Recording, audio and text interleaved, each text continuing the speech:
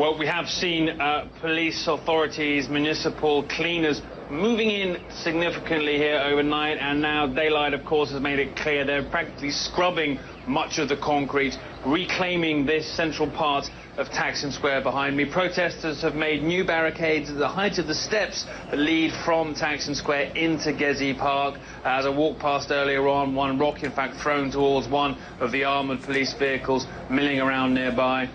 Down this road that leads to the left of Gezi Park, a few protesters I saw, the embers of some fires there, not many in evidence. On the farther road that leads down the other side of Gezi Park, a little more of a police presence, a little more tension, I think it's fair to say. But the police goal, clearly, of trying to surround Gezi has succeeded in some way, because they now have control of this large stretch of the commercial kind of thoroughfare of Istanbul. But it's those two side roads which still appear to be contested somehow. Of course, as morning continues, there will be, I'm sure, police pressure to take more of those roads. And of course, we're looking now to see what sort of negotiations may possibly take place, particularly after the pretty serious clashes we've seen in the past 24 hours, Rosemary. Yeah, indeed. It being Wednesday, of course, that's when Prime Minister Erdogan was planning to meet with the main protest leaders. What is likely to come from this new day, do you think? What's the word there?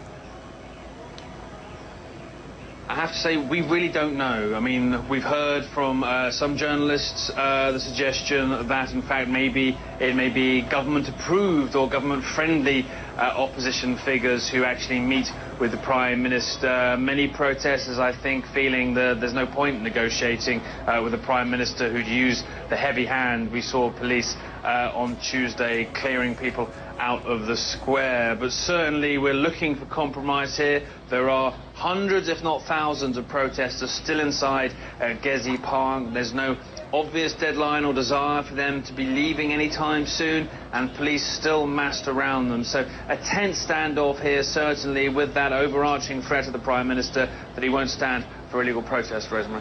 And Nick, interested to get an idea of those three parts of the different protest group. You've got those extremists on one side, the conservationists on the other, and then a group in between.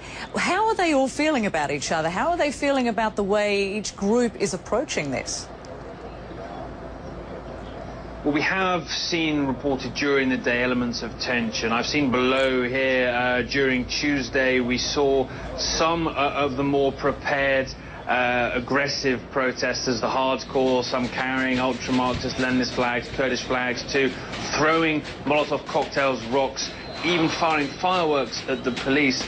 Then, of course, there's the broad bulk of the protesters that we've seen and who were scattered by police tear gas on Tuesday behind me, secular, middle class, expressing their anger at what they see as authoritarianism from the Erdogan administration. And then inside Gezi Park itself, I was there on Monday to see the almost utopian alternative society conservationists, people have been trying to create a very different atmosphere inside there. Peaceful, but of course, given the police advances and the clashes, deeply tense.